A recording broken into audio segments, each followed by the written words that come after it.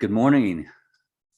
First of all, I want to put out a shout out to my friends at Monetize Your Medicine, and they specialize in helping healing practitioners and counselors and coaches and therapists in the kind of on the spiritual end of things mostly.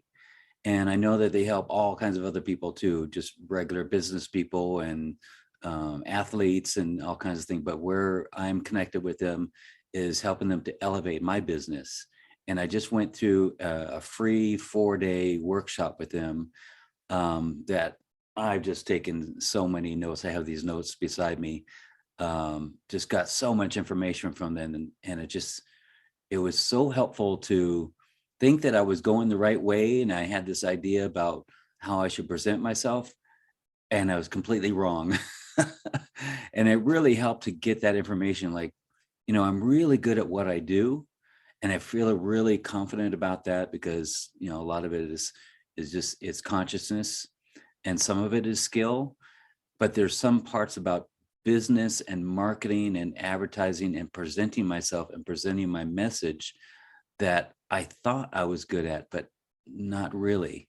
So that was kind of humbling, and I'm really kind of I feel like just giving myself to these people and letting them work their magic just the way that I work magic with other people.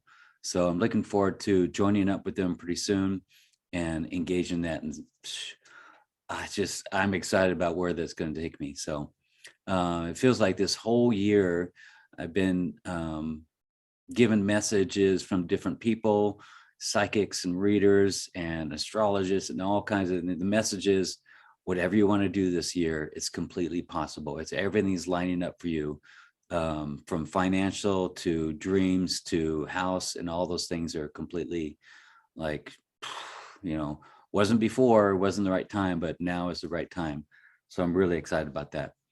In the meantime, I'm having fun and loving what I do and loving being part of your life, and you're a part of mine. So today, because I took the week off last time to go into this workshop, we're back to talking about just sharing with you about my childhood. And this isn't like, look at my childhood. It's more like maybe there's some things in there that you can relate to. And sometimes when we can relate to somebody, it's like, wow, we're not the only person on the planet with this energy, this theme, with this trauma or whatever the thing is. So that's my point on sharing this with you, that you and I can connect a little deeper, and maybe you can say, oh, wow, okay, Daniel knows, what's going on. And that was one of the messages that I got from Mark Longworth and his partner G, or Gabriel. And they're an awesome partnership. They're business partners that they specialize in specific areas, but together they're quite a team. And then they've got a team of people with them.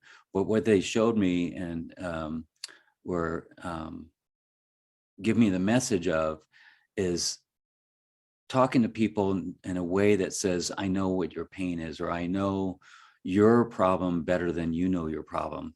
And I know that comes out, and it really helps to connect with people that way. So that's another reason why I'm doing this video this way. All right, so I left off at around 11 years old, and growing up just full of love and exploration and sensitivity and empath, just wanting to love and to be loved, and just playing. And I remember so many times of riding my bicycle and falling down and hurting myself, and it was all part of it. And I remember my dad trying to feed me aspirin, and I couldn't swallow any pills. So he'd have to grind up these aspirin and put it in a spoon with sugar water. It's like, I gotta dilute it down to the liquids just to get it in my body. And I can only imagine. Well, I can't imagine, because that's, it's all part of being a parent sometimes. But I don't know if I remember, I don't know if I told this to you last time, but I was playing next door with my friends. Yeah, I did tell you this about the Linkers, and we're having a good time. And they told me that at my house there was a cop car, and we we thought we were doing bad things sometimes, and not really bad things, but you always worry, oh, we might get busted. So when there's a cop car at your house, you think, oh, they caught me and I'm going to have to deal with this. Unfortunately, it wasn't that easy. And I walked up to the house, and before no one even told me anything, I just heard crying inside the house. And you just get that just sinking pit in your stomach, and you're going, say this isn't true, this isn't true, this isn't true, this can't be happening, there's something so bad that's happened, and my dad isn't here. And he was supposed to be working, and he's working 2 jobs. And it's just all the things start to be put together. There hasn't been any word from him.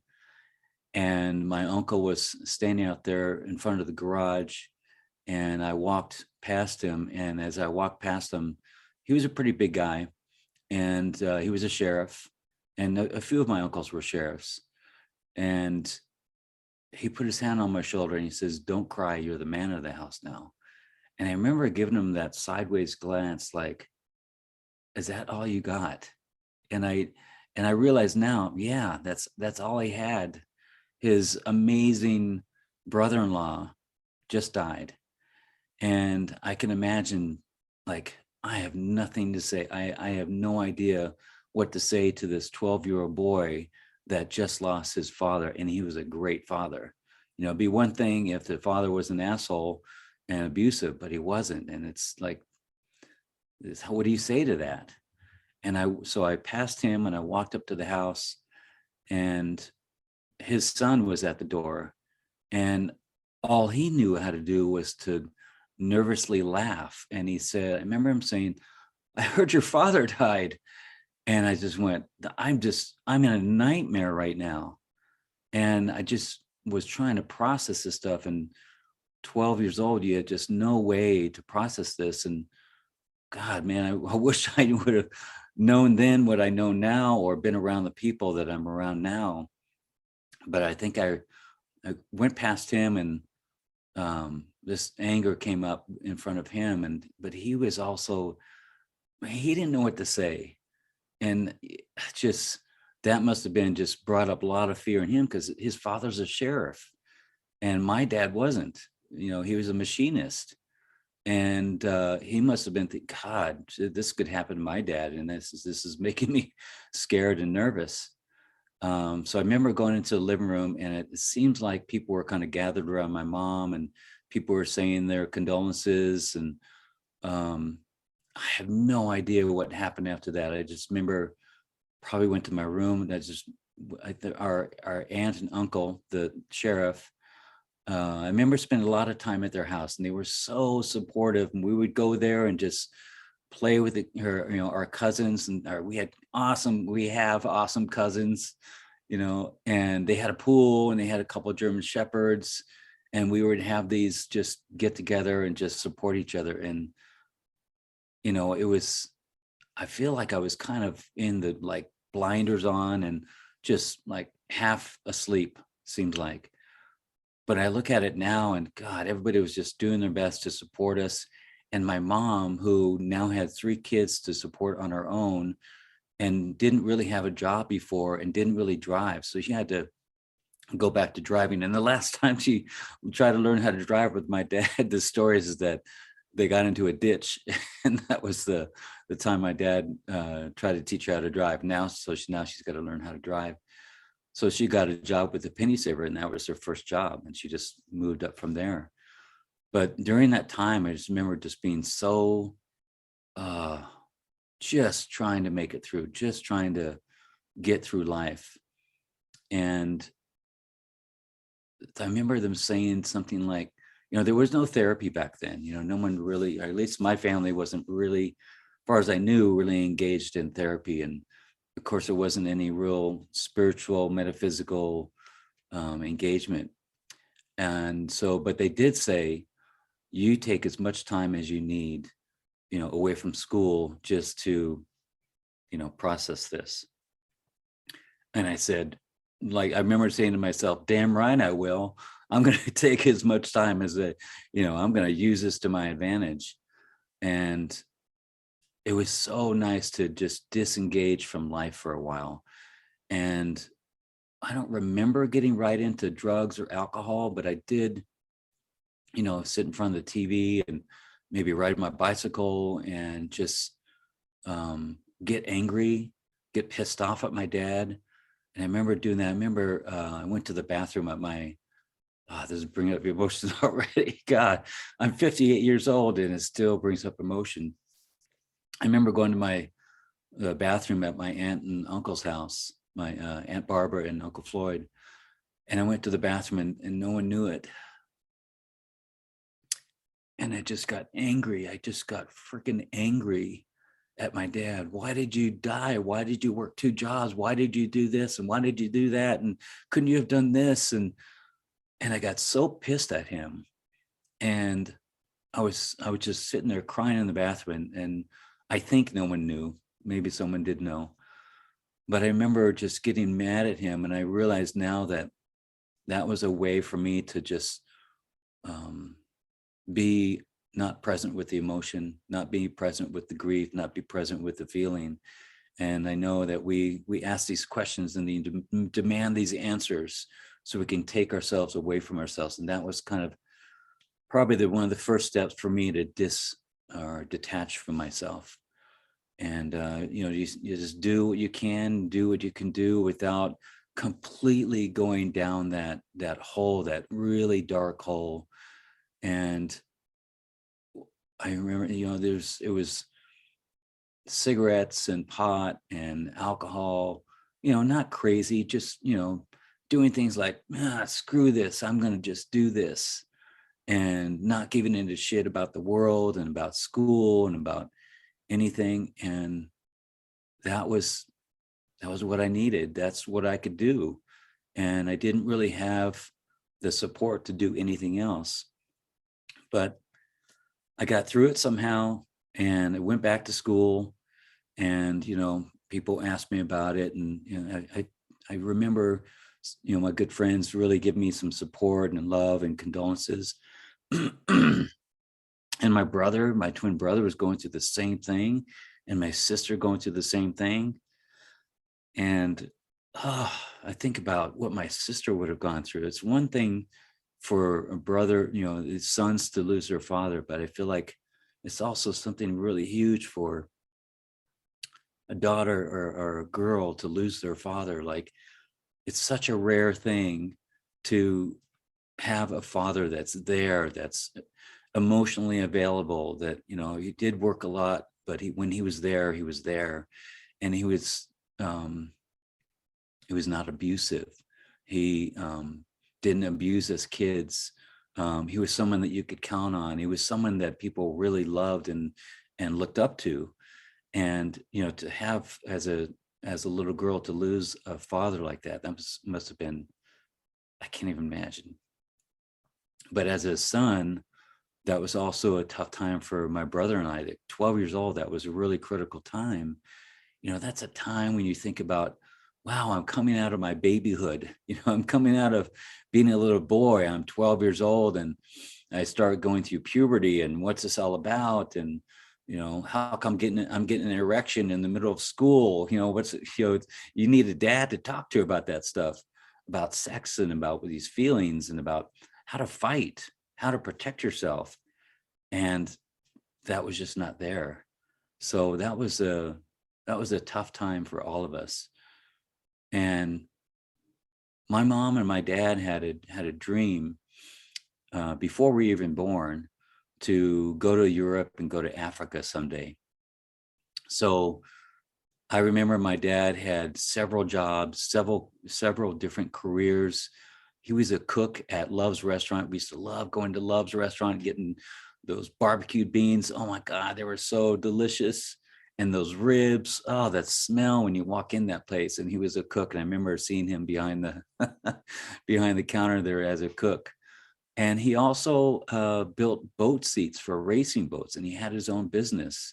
And I remember him having rolls of naga hide and fiberglass and epoxy. And he would build these boat seats in the garage, and he also had a shop. And it wasn't until just a few years ago, actually, I think my mom told me that he had the shop, I think it was in Long Beach or something. And some thugs came to his shop and beat the crap out of him.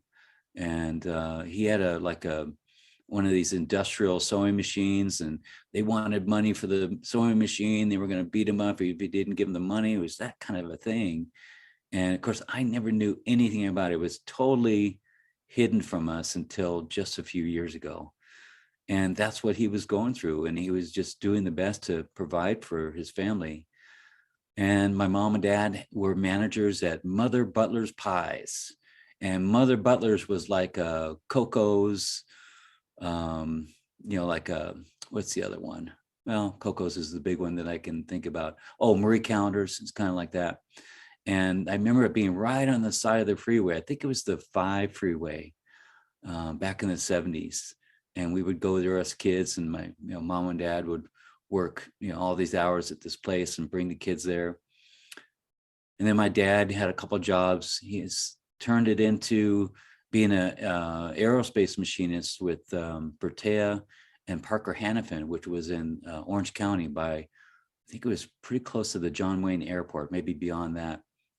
And my mom and dad used to meet every weekend for breakfast. I think when he got off of one job, because he was working 2 jobs, when he got off of one job, my mom and dad would eat at the Orange County Airport restaurant, and they would have the Mexican omelet. And that was this thing that they did, to meet each other, have time together. And so my dad's working 2 jobs. And, when I was a kid, our house in Garden Grove that my mom and dad bought off of my mom's mom, I think for like $33,000 or something back in probably 74 or something. And we used to have pictures of African animals all around the house, lions and elephant and all kinds of things. And even our dogs, our Cairn Terriers, the Toto dog, our dogs were named Swahili names. Toto Kufaru, which means little rhinoceros, and Mabili, which means 2, because we had 2 of these dogs. And we always had dogs around. We had Labrador retrievers, we had poodles, we had Cairn Terriers, we had golden retriever. He always around. No cats, just dogs. And we used to watch Wild Kingdom all the time, and Walt Disney, and talk about going to Africa. And it was Carl Perkins, and he was the kind of like the game guy, the animal expert. And he would have his trusty assistant, this big guy, and he was the muscle behind the thing. And Carl Perkins would be standing in the background narrating the thing while this guy would go tackle a crocodile or something. And it was kind of like what's the guy's name from Australia? Excuse me, I can't remember his name right now. The guy from Australia. Same kind of thing. So he didn't have his family doing it, but it was great. And we had these dreams, and we talked about them. And when my dad was killed in the car accident, he was driving a Land Rover, and that was an African, a car you see in Africa. And it was just super basic, no frills car. And they drove to Fresno from San Fernando Valley to buy this thing. And they were just in that energy. They were just in the theme of Africa, Africa, Africa. Everything was Africa. And I think about that, like, how did I, as a white kid, get so involved in Africa, that I went to Africa? So I just kind of gave away the secret here. We ended up going to Africa without my dad, and my mom had to make that decision. Of course, I'm sure she got lots of shit, for making that decision, but that was her fulfilling the family's dream. And I can't imagine what that must have been like, in mourning, and then you go to Europe and Africa. So we flew from LA. I think we flew from LA, probably stopped in London or New York or something. But we eventually got to London, and there was a strike going on. So we had to spend a couple nights in the airport just sleeping on the hard benches. And finally, the strike lifted, and we got on the plane, excuse me, that must have been from New York or something. Anyway, it's a long time ago. So we got to London, got out of London, and we went to Edinburgh, Scotland. We went to Trossachs Castle out in the hills, out in the country. Had a cool time. It used to be a castle, and they turned it into a hotel. I remember being out there in the rolling hills, and there were horses out there. You know, my sister was 14, we were 12. Um, it was cool. But we were just kind of, again, I just feel like we were just kind of half asleep, or at least I was half asleep during that time. I was just kind of keep it going, just experience this, just keep pushing through. And then we went from Edinburgh, Scotland, back to London, I think, and then we flew from there to Austria, went to Vienna, Austria, went to check out where Mozart lived. And I think we had spaghetti there, not at Mozart's, but at a restaurant there. And I remember being in the city and it just being very kind of cold and kind of dark and not really bright and sunny. You know, we were there in the wintertime. And don't remember much more than that, except for went to Denmark, went to Copenhagen. And one of those, I'm getting confused now with Austria or Denmark, but there was a like a park. There was this park that someone's got the name of this. I've forgotten it right now, but there's a park that we went to way up in this castle. And the guy, the king, or whatever that was running the castle back in the day, had this sense of humor. And so he would cut out holes in the benches that his guests would sit on. And everything had this water spouts. So it would squirt out water right in the middle of the seat that they're sitting on. Or they had these like mechanized kind of a clockwork kind of thing, and you're watching this clockwork, and the little wooden figures are dancing around, dancing around. And then every once in a while, water would squirt out of one of these wooden figures at the people that were watching this. And it was all very kind of whimsical. There was like an amusement park there with lots of games and stuff like that. And I guess it was just so perfect for me and my brother and my sister and my mom to just engage with, just distract yourself, just go and have fun, go lose yourself in rides and adventure. And, you know, we went from there to Africa. I remember getting off the plane and feeling the humid air of Africa. And it was so different. It felt like it was a completely different world. And that was, you know, that was 1976. So that was, things were a lot different back then. And we went to Serengeti, we went to Mombasa, we went to Ngorongoro Crater, and had all these little adventures. I remember we were in this rainstorm, and Saeed, he was our guide, and we were driving this VW bus, and he's driving in this rainstorm downhill. And what we kids didn't know is that he lost his brakes. He had no brakes. And it was really, he was a great guide. And my mom and him, you know, really had a good friendship, and he really supported us kids, and went to Mombasa, and got this guy wanted to help us swim for the conch shell. And so he took us out there and had us swimming for this, and we played ping pong in the hotel lobby. And Mombasa is just white sands and palm trees and blue water and all that. It must have been exactly what we needed. And I think we were gone for about 3 to 4 weeks altogether. I think we were in Africa for at least 2 weeks. And it's kind of like I was in front of, you know, hippopotamus and giraffe and lions and baboons. We were walking right past me, and you see all that stuff, and you're just tripping out, because usually you see it, you know, with a gate in between you, with a fence in between you. And here there's nothing. You're just out there with them. And it's just wild to see the wild in its natural state. And you're the visitor into their, you know, realm. And it was amazing. And I guess I didn't really know how amazing it was until I got back to the US. And I just, you know, I would tell people I just got back from Africa. Holy shit, I just got back from Africa. So it took a little while to sink in, but that was really kind of the distraction of the to occupy my time that I really needed. And then we got back to, normal life and back to school and that kind of thing. I think that must have been, so that was around seventh grade, eighth grade. And then, my brother and I got into high school. My sister was already in high school. So we came in as a freshman. She was already a junior. And I think I'll leave it there. I think I'll leave it at the high school.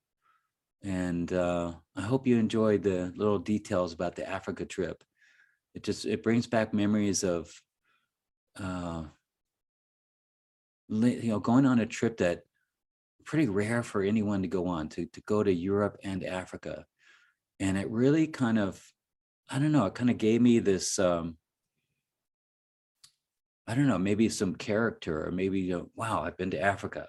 And it gives you something to talk about, gives you something to, you're a little bit different that way. And you've had this experience. And now that you've had this experience of going to Europe and Africa, it kind of, I don't know, maybe it gave me like this, I can do this. I can do life. I've been to Africa, maybe that was part of it. And yeah, I really feel like it kind of gave me some, confidence because I had done that.